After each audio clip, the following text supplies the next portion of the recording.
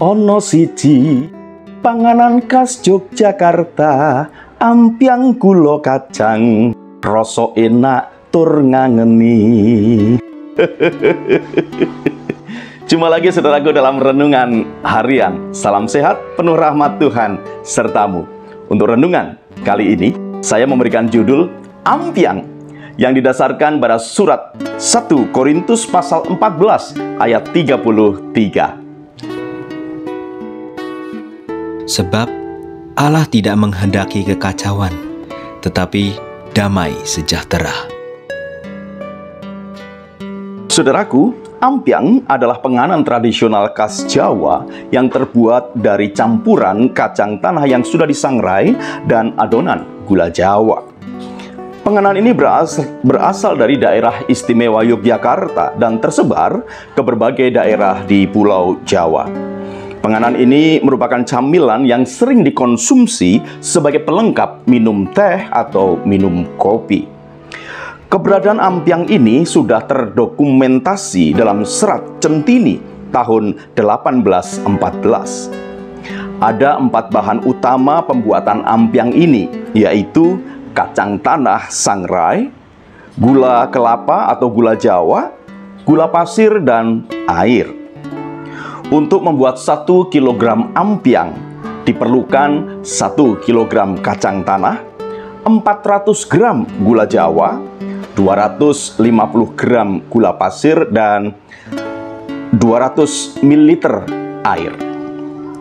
Keempat bahan ini menyatu dalam ampyang sehingga menghasilkan cita rasa manis dan gurih yang pas di lidah.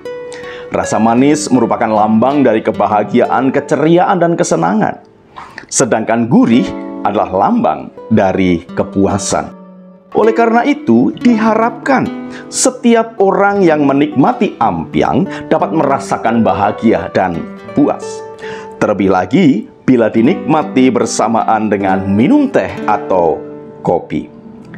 Saudaraku, ampyang ini mengingatkan tentang apa yang harus kita lakukan sebagai anak-anak Tuhan.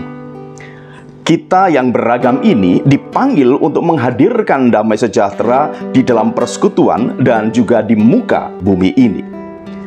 Rasul Paulus mengingatkan kepada jemaat di Korintus, sebab Allah tidak menghendaki kekacauan, tetapi damai sejahtera. Pada saat itu, Paulus sedang menuntun jemaat dalam penggunaan karunia-karunia roh agar kehidupan persekutuan dan peribadatan dapat berjalan dengan baik dan teratur. Kita tahu bahwa anggota jemaat kala itu memiliki berbagai macam karunia roh. Rasul Paulus mengakui keabsahan semua karunia yang ada di jemaat Korintus. Paulus juga menyadari bahwa semua yang memiliki karunia roh ingin ikut ambil bagian di dalam persekutuan jemaat dan ibadah. Namun, bukan berarti bahwa semua karunia itu harus dihadirkan bersama-sama di dalam sebuah peribadahan. Bila dalam sebuah ibadah, semua orang menyatakan karunianya masing-masing, maka yang terjadi justru kekacauan. Paulus memperingatkan jemaat bahwa Allah menghendaki damai sejahtera, bukan kekacauan.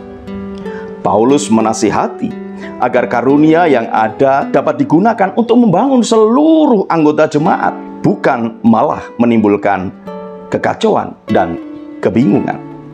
Misalnya, terkait dengan penggunaan bahasa lidah, Paulus menyebutkan, jika ada yang berbicara dalam bahasa lidah, biarlah 2 atau sebanyak-banyaknya 3 orang, seorang demi seorang, dan harus ada seorang lain yang menafsirkannya. Dalam hal ini, Paulus tidak melarang penggunaan bahasa lidah, melainkan membatasi jumlah orang yang menggunakannya dan mengaturnya secara bergantian. Itu pun harus ada yang menafsirkannya. Di sini kita dapat melihat secara gamblang bahwa penggunaan bahasa lidah itu harus teratur, bermanfaat, dan membangun. Apakah arti dan manfaat bahasa lidah bagi anggota jemaat bila mereka tidak tahu apa yang diucapkan, bukan? Nah, Nasihat Paulus ini bukan hanya terbatas pada bahasa lidah saja, melainkan juga untuk semua karunia roh, yaitu pemazmur, menyampaikan pengajaran, menyampaikan penyataan Allah, bahasa lidah, dan penafsiran terhadap bahasa lidah. Saudaraku, setiap anggota jemaat tentu rindu untuk dapat mempersembahkan setiap talenta dan karunia yang dimiliki. Namun demikian, semua itu harus tetap menghadirkan damai sejahtera. Bagaimana mungkin kita dapat menghadirkan damai sejahtera di muka bumi jika di dalam persekutuan jemaat sendiri terjadi kekacauan?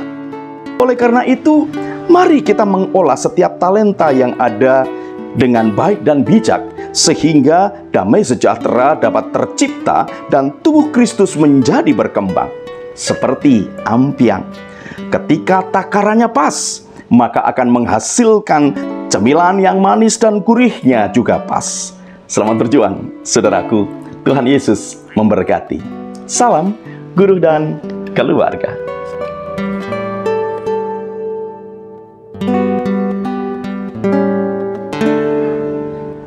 Saudaraku, mari kita berdoa.